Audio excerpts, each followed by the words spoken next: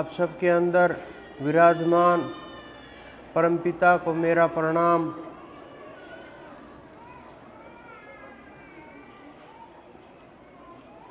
आज होली का त्योहार है।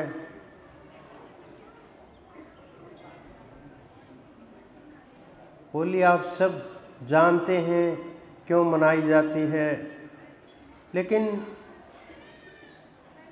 आध्यात्मिक अर्थ अलग अलग होते हैं। इस शरीर के अंदर जब सब विषयों का दहन होता है, सब विकारों को नष्ट कर दिया जाता है, सब विषय विकार समाप्त हो जाते हैं, जल जाते हैं, तो उनकी होली मनाई जाती है। मानव एक एक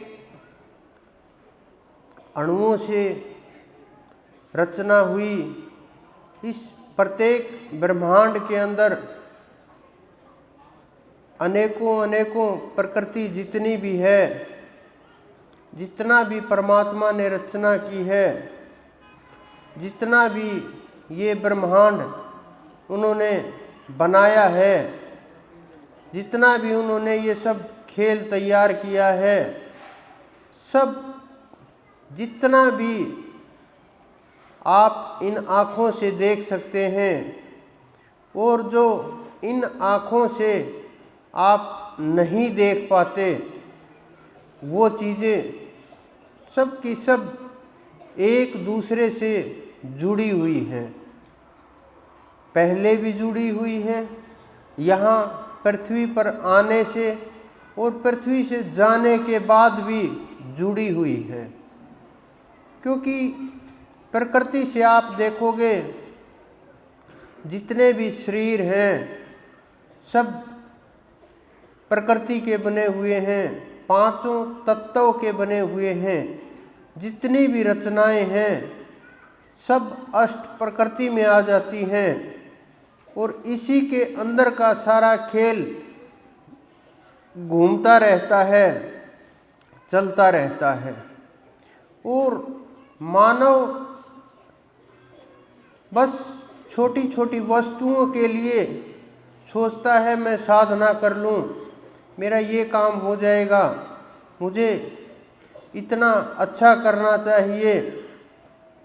लेकिन छोटे छोटे कष्टों को लेकर के विचारों में इतना अंदर तक चला जाता है, एक कर्म छुड़ाने के लिए दूसरा कर्म तैयार कर लेता है, दूसरा कर्म छुड़ाने के लिए 4 कर्म और तैयार कर लेता है और इस प्रकार से कर्मों का अंबार लगता चला जाता है, ढेर लग जाता है। क्योंकि कर्म एक दूसरे के ऐसा नहीं होता कि कल आपने कोई पाप किया था, आज आपने पुण्य कर दिया तो वो बराबर हो गया, या कल आपने पुण्य किया था, आज आपने कोई पाप कर दिया वो बराबर हो गया। ऐसा नहीं होता। अगर ऐसा होता तो ये संसार नहीं चलता, ये जीव नहीं चलते, ये शरीर नहीं बनते। क्योंकि जितने भी शरीर हैं सबका आधार कर्म है, और अगर कर्म ही आधार है और कर्म ही एक दूसरे से कट कट करके समाप्त हो जाए तो फिर शरीर का क्या आधार रहेगा।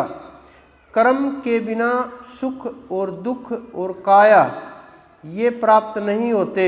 जितने भी शरीर देख रहे हैं चाहे किसी भी योनि के अंदर हो, सबका एक ही आधार है, एक ही कारण है, कर्म।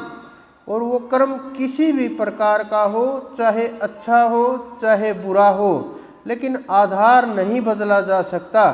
और जब कर्म आधार नहीं होगा या हमारे कर्म समाप्त हो जाएंगे, विलीन हो जाएंगे, कर्म शेष नहीं रहेंगे, ज्ञान की प्राप्ति हो जाएगी, परमात्मा की प्राप्ति हो जाएगी, हमें खोज अगर हमारी पूरी हो जाएगी तो फिर ना जन्म होगा, ना मृत्यु होगी, ना सुख होगा, ना दुख होगा, न कुछ पाना शेष रहेगा, न खोना शेष रहेगा।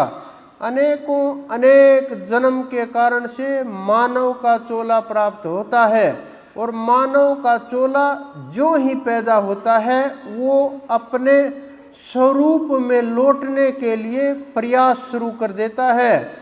पैदा होना भी अनिवार्य होता है, लेकिन जाना, उस प्रकृति में विलीन हो जाना, उस परमात्मा का जो नियम है उसकी ओर दौड़ना, और ये आत्मा अपने स्वरूप की ओर भागना शुरू कर देती है।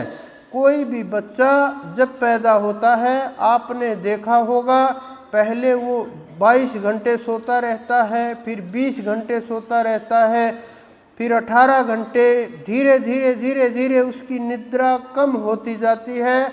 और बहुत से बुजुर्ग आपने ये कहते सुने होंगे कि हमारी नींद तो बिल्कुल ही चली गई।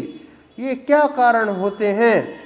इनके बहुत गहरे रहस्य होते हैं, लेकिन हम लोग ना खोजने का प्रयास करते हैं, ना उस ओर सोचते हैं, ना देखते हैं, ना समझते हैं, ना उस विषय के ऊपर जाना चाहते हैं।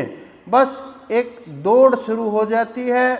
जिंदगी में पैदा हुए और वहीं से खेल शुरू हुआ, माया के अंदर पड़े, हवा लगी और शरीरों के सफ़र शुरू हुए, और एकदम से पता चलने लगा, आंखें खुलने लगी। लेकिन नींद, बचपन में जो खेलता है बच्चा, तो उसका आपने ध्यान किया होगा, देखा होगा कि वो बाहर चला जाता है, खेलता है खिलौनों के साथ, छोटी छोटी वस्तुओं के साथ, बड़ा प्रेम होता उसका, और उसमें वो बाहर कहीं भी उसको ले जा सकते हैं, कुछ खाने पीने की वस्तुओं को दिखा करके, या ऐसे ही किसी भी प्रकार से उसको खेलते हुए, प्यार करते हुए, दुलार करते हुए, उसको के अंदर अपने माता पिता से उसको दूर ले जाया जाता है। जब तक उसको भूख नहीं लगती तब तक वो न रोता है, खेलता रहता है। जब भूख लगती है तभी उसको माँ की याद आती है, फिर वापस उसी स्थान के ऊपर आ जाता है। लेकिन ये भूख तो छोटी बचपन की है, जो असली भूख होती है वो परमात्मा की होती है। जब तक जीव को एहसास नहीं होगा उस भूख का, उस प्यास का, उस तड़प का, तब तक उस परमात्मा की ओर ध्यान नहीं जा सकता। बहुत लोग पूछते हैं कि कैसे ध्यान करना चाहिए? तड़प के साथ ध्यान करना चाहिए, बिना तड़प के, बिना भूख के। क्या आप जब पानी पीते हो, अगर आपको प्यास लगी हुई है, क्या आप पूछते हो कैसे पानी पीना चाहिए? नहीं पूछते, जहाँ मिला वहीं पी लोगे। अगर आप कई दिन से भूखे हो, क्या आप पूछते हो कैसे भोजन करना चाहिए? बिल्कुल भी नहीं। आप इंतज़ार नहीं करोगे कि डाइनिंग टेबल लगाएंगे और कुछ करेंगे, नहीं। जहाँ भी आप बैठोगे वहीं बैठ करके तृप्त हो जाओगे और भोजन कर लोगे। उसी प्रकार से जब परमात्मा के भजन की भूख होगी, उस तक पहुँचने की भूख होगी, सुमरण की भूख होगी, तो एकदम से सब कुछ बदल जाएगा। लेकिन धीरे धीरे वो बच्चा बड़ा होता है, उसको और दूसरी चीज़ें अच्छी लगती हैं, उसको फिर पैसा अच्छा लगने लगता है, संसार की सुख सुविधाएं अच्छी लगने लगती हैं, उसमें वो फंसने लगता है। और धीरे धीरे जो उसको छोटी चीज़ें पसंद थी, जो उसको माता पिता पसंद थे, खिलौने पसंद थे और इधर उधर की चीज़ें पसंद थी, उनसे दूर होने लगता है। वो अपना शरीर के ऊपर ध्यान देने लगता है, मैं सुंदर दिखता हूँ, नहीं दिखता, अच्छा लगता हूँ, शरीर को सजाने के लिए क्या करना चाहिए, क्या अच्छा है, क्या सही है, ये नहीं सोचता। कहाँ जाना है ये भी नहीं सोचता। लेकिन वो धीरे धीरे उसमें संसार में फंस जाता है। उसका विवाह होता है, फिर वो स्त्री में फंस जाता है, और धीरे धीरे वो जब और अगली अवस्था में जाता है, फिर वस्तुएं बदल जाती हैं। लेकिन बचपन से लेकर के, पैदा होने से लेकर के मृत्यु तक एक चीज़ उनके साथ रहती है, वो होती है निद्रा।